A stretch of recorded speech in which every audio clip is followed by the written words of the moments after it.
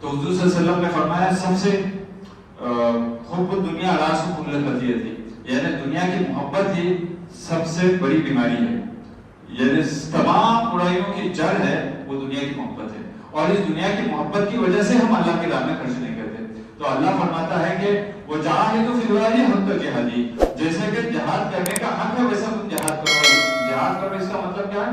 کوشش کرو، تم سے جتنا ہو سکے جتنا بن سکے کوشش کرو۔ کیوں؟ هو اجتباکم، کیونکہ اس نے تم کو چنا ہے۔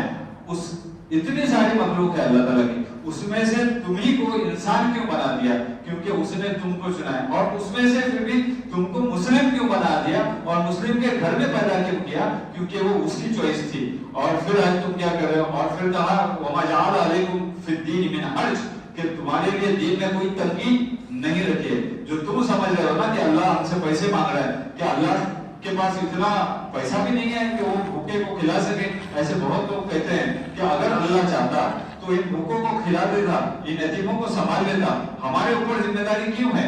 ایسا پہلے بھی آبجیکشن کیا تھا لوگوں نے۔ آج بھی لوگ بولتے ہیں کیا تمہارا اللہ سویا ہوا ہے؟ اس کو نہیں دکھتا اتنے جھگڑے ہو رہے، اتنے غریب ہے، تو یہ تمہارا اللہ ہے کیسا؟ یہ اللہ تعالیٰ کی آزمائش ہوتی ہے، اور اللہ تعالیٰ ہر چیز سے آزماتا ہے، پیسے لے کے بھی آزماتا ہے اور پیسے دے کے بھی آزماتا ہے۔ تو اللہ تعالیٰ کہتا ہے کہ تمہارے لیے دین میں کوئی حرج نہیں، کوئی تنگی نہیں رکھی۔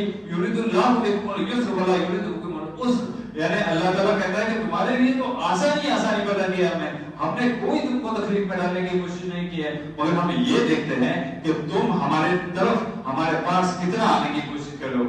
جتنا تم ہمارے پاس آنے کی کوشش کرو گے اس سے کئی زیادہ ہم تمہارے طرف بڑھیں گے۔ تو یہ ہماری کوشش ہونی چاہیے کہ ہم اللہ تعالیٰ کے پاس کتنا آگے بڑھ رہے ہیں۔